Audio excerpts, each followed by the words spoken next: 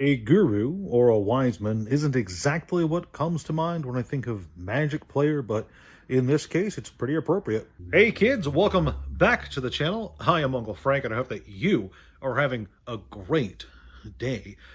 Today, I wanted to take a few minutes and talk about something really cool that Wizards of the Coast did way back in the day, before most of you were even born, in fact. You see, back in 1999, I think it was, Wizards of the Coast started the Guru program, which was their attempt at a community outreach program, a player rewards program of sorts, or maybe a play representative. That might be a better way of thinking about it. You see, the Guru program was a way to get more people interested in Magic the Gathering as a card game. And it called upon players who knew the game fairly well to sign up with Wizards of the Coast, and then Wizards would send out this little kit containing some decks, playmat, rules, little coupons, a note to write information down on, and with that kit, you were expected to teach new players Magic the Gathering's basics, which is really cool.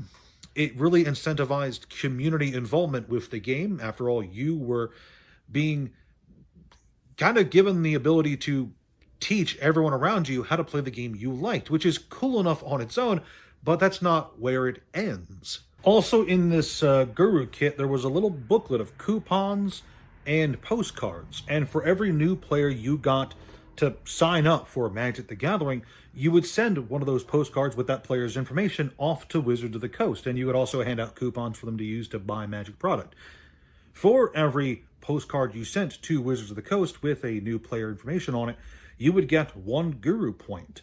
And when you got 10 Guru points, you would be sent out 1, singular, basic land card. Now, you might be thinking, just 1 basic land card for all that work?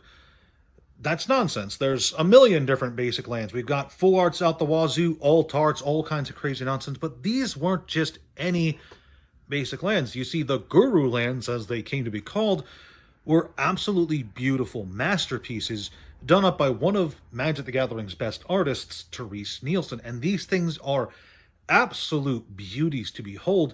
And on the secondary market, even to this day, these things demand huge premiums.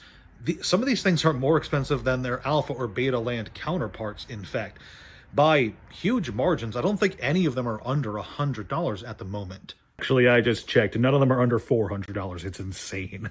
Anywho, even back then, the simple reward of getting a very fancy basic land was just a nice thank you to the Gurus for helping to spread the joy that was Magic the Gathering to the wider community and to help get more interest into the game, which I think is always a cool thing. Rewarding players just for getting others into the game, that's just a really cool program insofar as I'm concerned. Unfortunately, in 2000, like a year after they started the program, they stopped accepting new Gurus, and then a year after that, they shelved it entirely. The Guru program came to an end, and it was replaced by Magic Academy, which was just less of a community outreach thing, less of a player rewards thing, and just more of a easy to get into method for stores to use to onboard new players.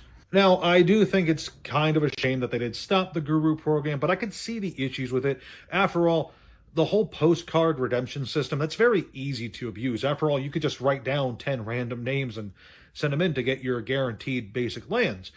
And there's other problems with the program too, like what's the upper limit on how many of these basic lands you're going to send out, how many of these kits, how expensive are they to produce, etc., etc. But still, I wish that even to this day, Magic had some kind of new player program that would make it easy for players to get into the game.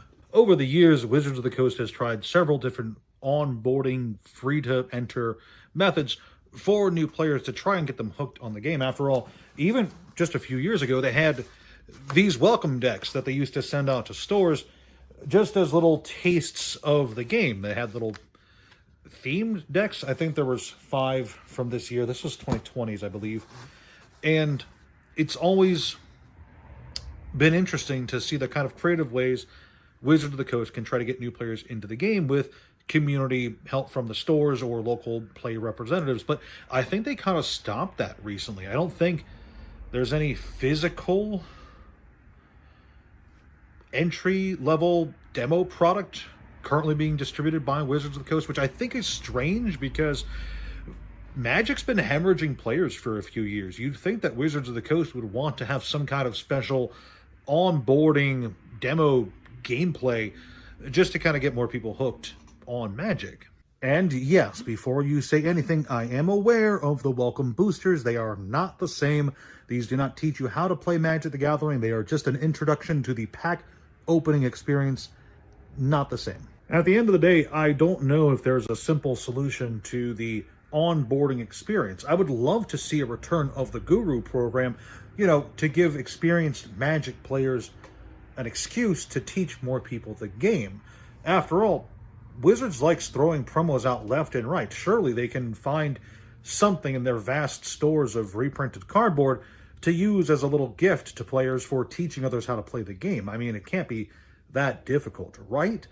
But that's really all I've got to say about it. What do you guys think? I personally thought the Guru program was really cool, even if it didn't last for all too long. But that's it. If you liked this video, please consider leaving a like, a comment, subscribe, and share it with a friend. And remember, for every like these videos gets, I do a push-up in my next video. This video won't have any push-ups at the end because I'm recording it at the same time as my previous video. I haven't figured out what the push-up situation there will be yet. But anywho, I'll see you kids in the next one.